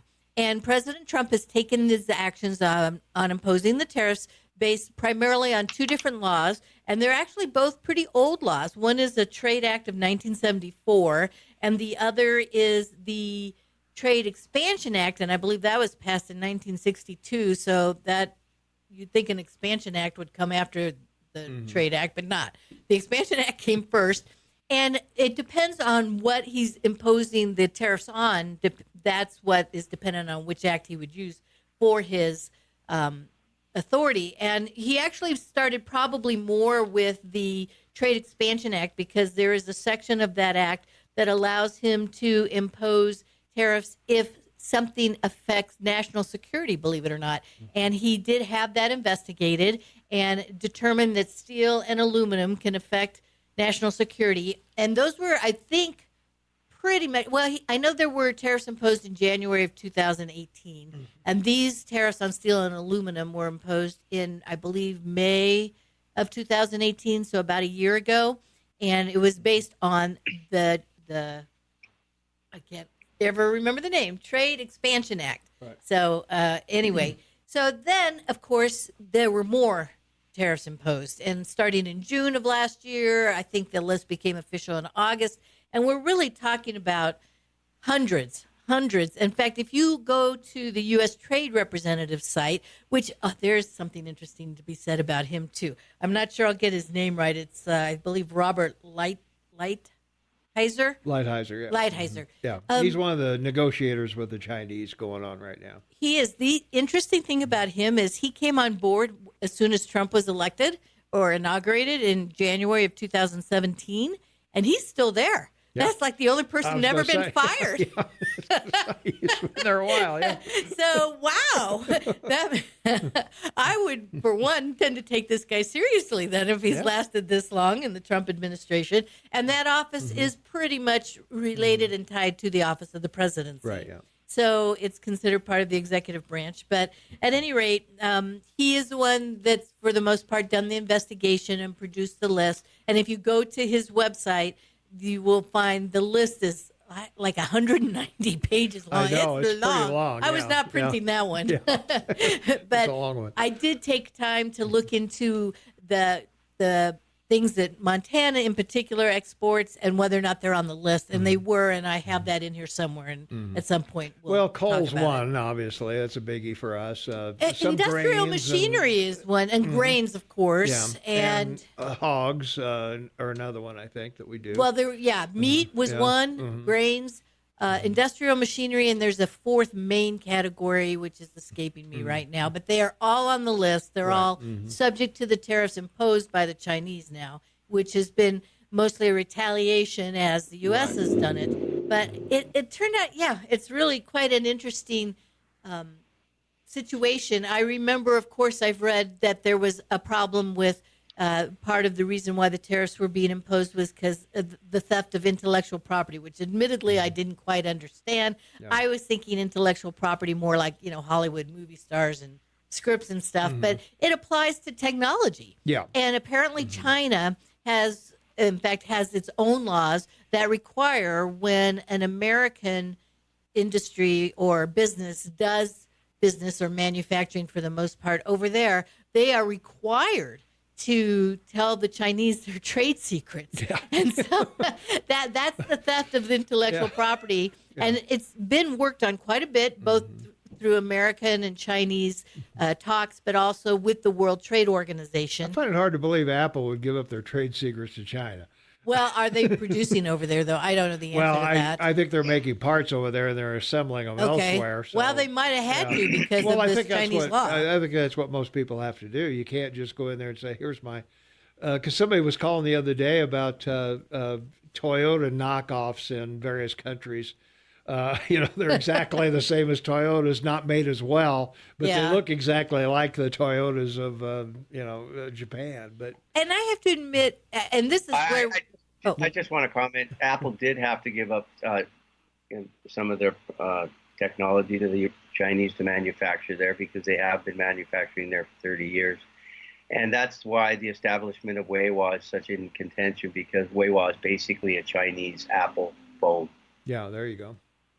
And what you and I had discussed off air that we disagreed on is whether or not America could produce the things that China is producing that are imported from China at as cheap a rate, right? Because they don't pay their workers what we pay, right? So, and the answer, I've always thought of made in China as probably low quality, but it turns out Chinese goods are considered very high quality. Some of them are. And inexpensive. So that's one of the reasons they have this huge trade, not deficit. I can't think of what's the opposite. Trade imbalance. Thank you. And we have a deficit, a huge trade deficit, and it continues to grow despite the tariffs. But it's not been growing at the same pace. So the tariffs are looking at, are appearing to be helping in the way that they're supposed to. So there's another aspect to why the tariffs, this whole thing has started. For one thing, I want to mention this too, because this was a promise, a campaign promise of President Trump while he was running, that he would do something about what's going on. Yeah, the trade imbalance. And he's kept his promise. He is doing it. So that is another thing to admire him for. That there are many. I have, as you know, a few reservations. I know. Don't we all? This is called, that's what being in the middle of the road and not being either a Republican or a Democrat means. Let's take a quick phone call, then we got to take a break. Caller, you are on the air. Thanks for waiting. What's going on? Yeah, so, I have a little experience with the Chinese stuff. When they take over, you have to turn over not your patents. I'm assuming they just copy everything. You know, they find something that they like, they copy it, then someone makes a copy of the copy of the copy, and they'll be manufacturing like a fourth generation copy in some plant somewhere. It is interesting though that I watched this documentary on China, and they're losing a lot of their factory jobs to other countries now because they've lifted their wages. They actually have a problem with people coming out of Vietnam to work illegally in China in their sewing factories and other things like that because the Chinese people don't want to work like slaves anymore. And actually, a lot of them are moving back home to their rural areas because they can't make a living. So it's a pretty interesting place and what's going on there. And then they have their huge, massive cities that are empty that they've built. You know, there's like 50,000 people in a city for like 10 million or 5 million. Yeah, I know. Yeah. Yeah, they've had quite yeah, they're making these ghost cities. I don't know how they come up with the money. Where do they come up with the money to just build a city for millions of people? Well, and no one where do we come up with the money for 126 poverty programs? You know, it's ones and zeros on a computer screen is what it is. They're robbing the worker. That's how they come up with the money. Well, that too. Yeah. Yeah. Well, they got to keep people working, so they just build wherever they can. And I don't think the insides of the buildings have anything in them. I think it's just facades on the outside, and that's all they got. So I mean, let's keep some of our stuff here. I mean, I know people too that it's designed in America, right? But built in China. Yeah. And so we're shooting ourselves in the foot. We are really over time. So hopefully it changes. Thanks. All right, we got to go, and we got to take a quick break. Jennifer Bordy's in the house, Shane Taubman on the line, and Tommy Goloff, your morning mayor. We'll be right back with more of the KMMS Morning Soapbox, making radio great again. I love it. All right, welcome back to KMMS Morning Soapbox with Tom and Shane and Jennifer Bordy, Law Babe in the house. It is 24 minutes after the hour, so we're going to have about a 2-minute segment here. So, oh, shoot. Well, you can tease it for the next. Let me then real quick, the other basis in law. We talked about the Steel and Aluminum of the Trade Expansion Act being the basis of authority for that. Yeah. Then he's also used Section 301 of the Trade Act of 1974 to use or to address what he calls unfair trade practices, which I think we all agree on. Right. This gives the president the authority to unilaterally impose fines or other penalties on a trading partner if it is deemed to be unfairly harming U.S. business interests, especially if international trade agreements are being violated. So that's the other legal authority for the tariffs, and that's been for the vast majority of the tariffs that have been imposed here. So that's where the U.S. claims, and rightfully so, that China is undermining intellectual property rights, and then also he's using that to address the trade imbalance, which is it's huge. I mean, it's one of those things you hear about since I was a kid, really. Sure, yeah.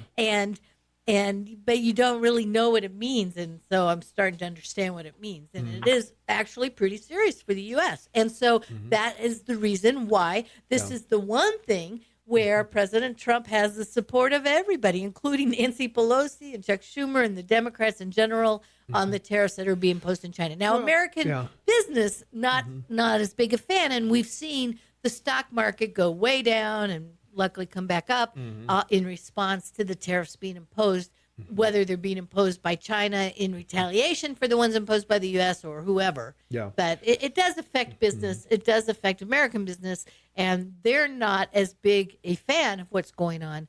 But politically, solid footing. Yeah.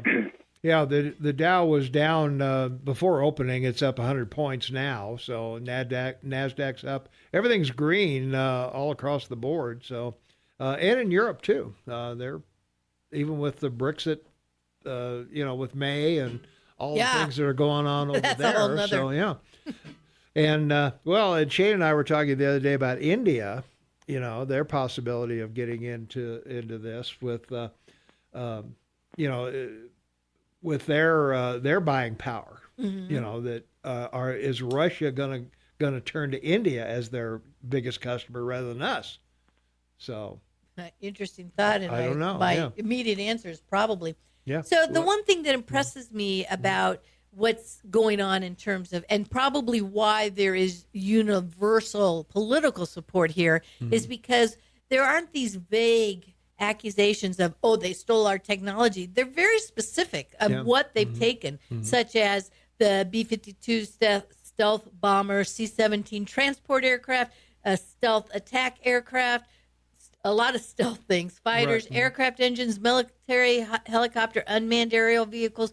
It goes on and on and on. It's a specific, lengthy list of technology that the Chinese have stolen, or through their law about you have to share your technology with us. So, and it's interesting because apparently there isn't really anything that's original to the Chinese.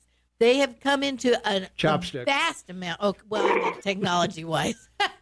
But see, good point. Haven't Other they than seen gunpowder, remember gunpowder was there. Haven't they seen the fork? Come on. But at any rate, it's amazing. There's this lengthy, specific list of mostly military things, but not all. And some of it's just like cellular mobile communications technology, software, all these things that they make companies share in order to produce less expensively, but with high quality in China. So, we're not just blowing hot air. Well, I think if they had the freedoms we do, we'd be copying their stuff. That may be so. Let's take a phone call real quick. Then we've got to go to the bottom of the hour break. Caller, thanks for waiting. You're on the air. What's going on? Oh, yeah. So I was listening to the Ben Shapiro show last night. Yeah. And I just wanted to call him out on a couple things. Sure.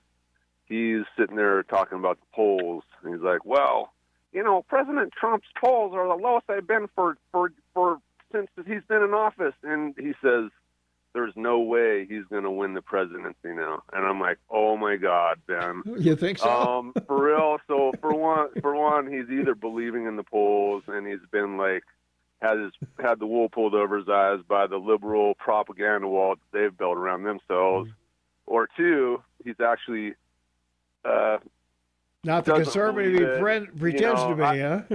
Yeah, I don't know. So yeah, I wanted to point that out. I think he kind of sounds like a liberal with a conservative mask on sometimes, and I'm kind of I have to question his actual. Well, you can email him, certainly. I think he's pretty open to taking emails and stuff like that. So, hey, give him a shot. All right. Gotta go. Hey, thanks for the call, though. I appreciate it. Yeah, thanks for listening. All right, Jennifer Bordy, law babe in the house, and she's happy as a clam with her newly engaged son. And we'll be back with more with her and Shane and me right after this. 23 minutes before the top of the hour. It's Friday, May 24, 2019, 48 degrees outside. Jennifer Bordy, law babe in the house. Shane Tobin in Vancouver, British Columbia. Half man, half amazing. Tom Eagle off your morning mayor. And we've had a caller waiting on the air, chatting with Shane. So, caller, you are on the air with Jennifer Bordy. What's going on? Just wanted to make a comment in regards to the China and trade and patent infringements. I used to work for a major aerospace company, and it was amazing. In order to get their contract, we had to teach them how to make galleys. And now China's coming out with a commuter aircraft, and basically we, in order to get their business, taught them how to compete with us, and now that's just exactly what they're doing. Also, I ran a motorcycle dealership, and I went to a trade show and went into the trade show and started seeing all these Yamahas, and they were actually Chinese knockoffs, and they looked just like a Bear Tracker or what have you. Mm-hmm. And all they did is just reverse engineer it, and here you go. Yep. And they were very affordable, but they had no reliability to them. Yeah. Well, that's what we were talking about the other day. The caller was saying, they found, Toyotas that were 1984 Toyotas, but they were 2019 Toyotas because they were brand new. But anyway, thanks for the call. All right, appreciate the info. And Jennifer Bordy, we've been talking about tariffs and the Tariffs Acts and all of that. So we have, and I am going to probably bore people, but go into the chronology of the tariffs that have been imposed, because I think it's important actually to realize that it's been a process. It wasn't just all of a sudden, hey, let's impose some tariffs here. Right. So, but first, one other thing tied to the law, I just want to say in January of this year, the U.S. Homeland Security Secretary and the acting Attorney General at that time, and a couple of other people, FBI Director and Commerce Secretary, announced 23 criminal charges against the Chinese company, which I will never be able to say, Huawei, maybe? Huawei. Huawei. Okay. Huawei, yeah. And its CFO. So they have been charged here in the United States with financial fraud, money laundering, conspiracy to defraud the U.S., theft of trade secret technology, and they provided bonuses. Not exactly sure what the criminal charges, but it's something, for providing bonuses to workers who stole confidential information from companies around the world, not just here, wire fraud, obstruction of justice, and the trade sanctions violations. So there is other legal process going on, whether or not we'll ever see them, like with the Russians, actually in America facing a trial or anything. That remains to be seen, but the charges have been filed. So the chronology, and this is also interesting, and especially because we had that caller a little while ago that was talking about the solar panels or whatever. That actually was the very first thing on which tariffs were imposed back in January of 2018. And then the steel and aluminum, as I said, in March of 2018, 25% on steel, 10% on aluminum. And then that's when which he lifted last week. They're gone. Which he lifted, okay. And then that is also when he asked the U.S. Trade Representative to begin investigating other tariffs that could be imposed because of unfair trade practices, and that would be based on the Trade Act of 1974. Yeah. Did he lift that on? I thought he lifted that on Mexico and Canada. They were excluded. Correct. Yeah. Okay. Yeah. He didn't lift it correct. on everybody. Okay. All right. I just wanted to make that. So at that time, over 1,300 categories of Chinese imports were listed for tariffs. So that's a lot, and that included aircraft parts, batteries, TVs, medical devices, satellites, and various weapons. So we are really starting to look at the heavy tariff season, if you will, at that time. And then China responded in April of 2018, and they imposed tariffs on 128 products it imports to America, including aluminum, airplanes, cars, pork, and soybeans, and fruits, nuts, steel piping, all kinds of things, really.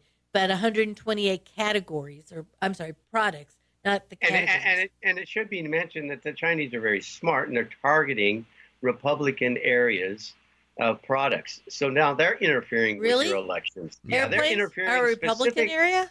Yeah, they're specifically attacking Trump's Texas, Florida. So they're now interfering with your election. Seattle. They're actually outright interfering with your election. Well, soybeans particularly, which is the whole center of the red state middle. Yeah, I would agree that agricultural products, definitely. Let's take a call. We had a caller patiently waiting here. Caller, you're on the air. What's going on? Well, trade. Okay. Trade's going on. Good for you. Always sticking to the topic. I appreciate that, Pete. Well, we've got, we've talked about all that they've stolen, but we're not talking about what they were given. China wouldn't be nowhere near where they are today if it wasn't the stuff that was given to them. And that's guidance technology. That was under Bill Clinton. Do you mean through their law that required American companies to share their technology? No. This was just given to them. Just given. By Clinton. Here, happy birthday. By Clinton, for one, By Bill Clinton. That was guidance technology. We had the Lavi, which was given to them lock, stock, and barrel by Israel, which is our plane, our design, and we actually built the factory, and they sold everything, even including the buildings. Laser technology also came out of Israel, which was our technology. And if you look into China, in this country, they have grant programs in like half of the colleges in this country. And I'll guarantee you that they're not doing that for nothing. If anything comes out of the research, they're going to get a bite out of that. I will guarantee you. They're not just giving money to our campuses. Now, it may be, okay, you got to let in so many Chinese students, blah, blah, blah, whatever. But we've given them a lot that's put them where they are today over the years, and we tend to forget that. The fact that they're stealing stuff is nothing new. They'll steal anything. You know, the only thing that they actually invented, I've heard, was pasta. Which the Italians, and gunpowder. The Italians they invented gunpowder. Gunpowder, and I think pizza pies. I've heard that. I'll bet the Italians are happy. No, they're not. They're mad. They're going to put an embargo on China. They get them back into the EU. All right. Well, thanks for yet another point of view about what's going on with all this. All right.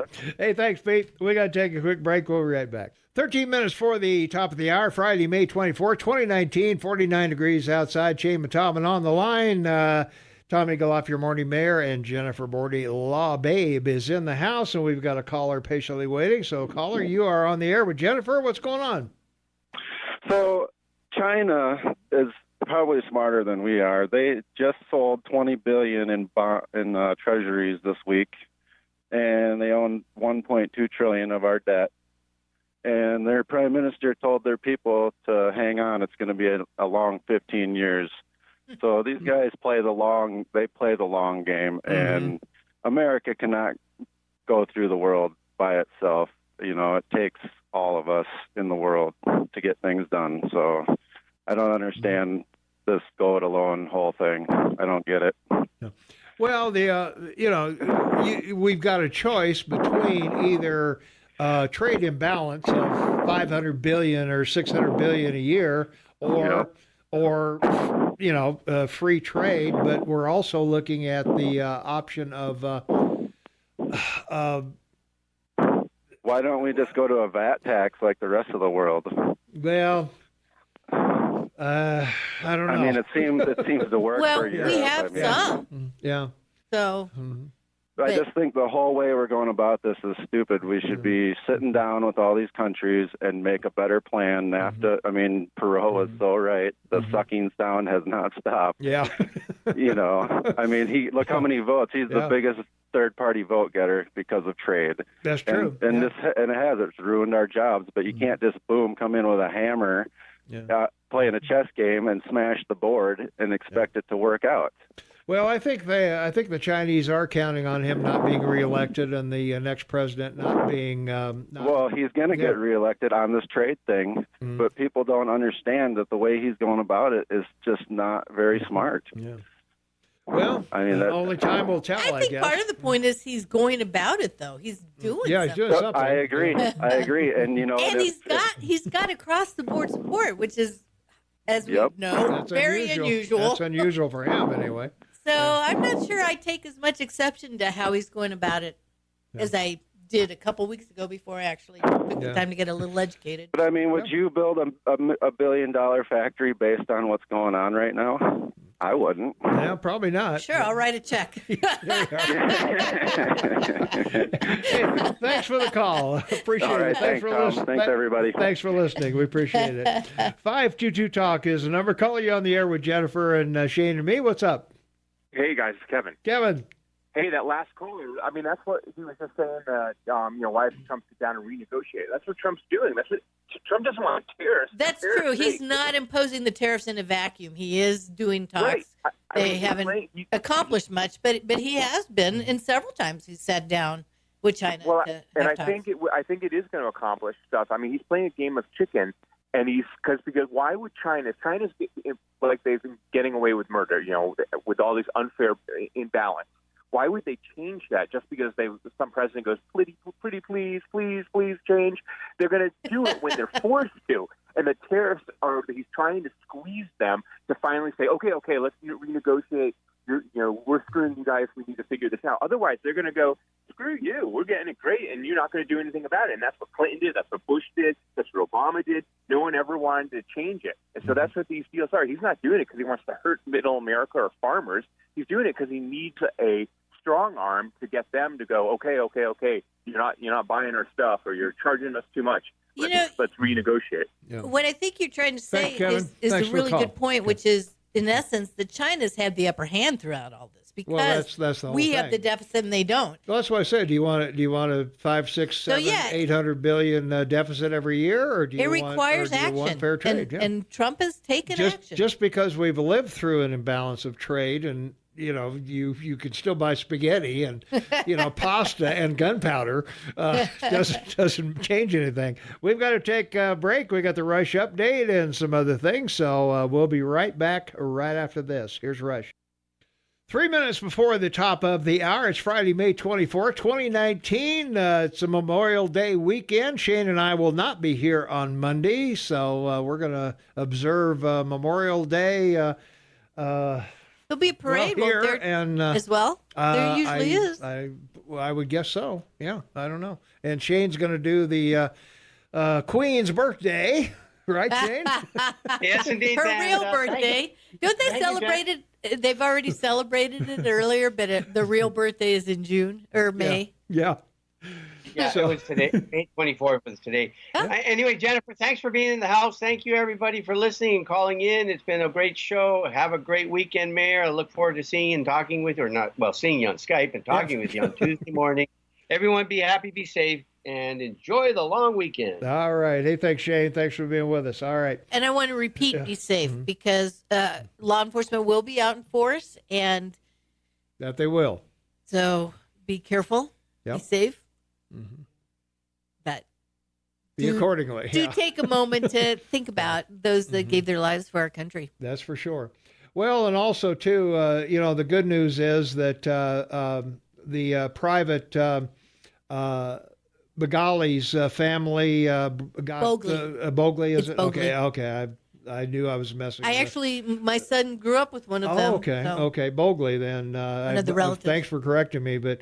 Anyway, thankfully his remains are returned after many years. Yes, 1944, I believe. I know, yeah. Wow. So that's certainly exciting to put that to rest, and his very family. Nice for the family. Absolutely. And particularly on Memorial Day is a very fitting time to do that. And also the other one we need to remember, of course, is Sergeant Atkins, the Medal of Honor winner. Yes. Got it in March from President Trump, and so we have a lot to be thankful for here in Bozeman with our heroes who we do defended our nation, and absolutely, and including our host and morning mayor Tom Eaglehoff. All right. Well, thank you, Jennifer. Thank you, Shane. Thanks everybody for listening, and we will not be here on Monday. We'll see everybody on Tuesday morning, I guess, and I will see you next Friday. Okay, I will be here. All right, well, good. All right. Well, we'll end May and we'll start June, and hopefully, maybe we'll get rid of this rain and wind and all the other stuff that's going on. Well, that's traditional for Memorial Day.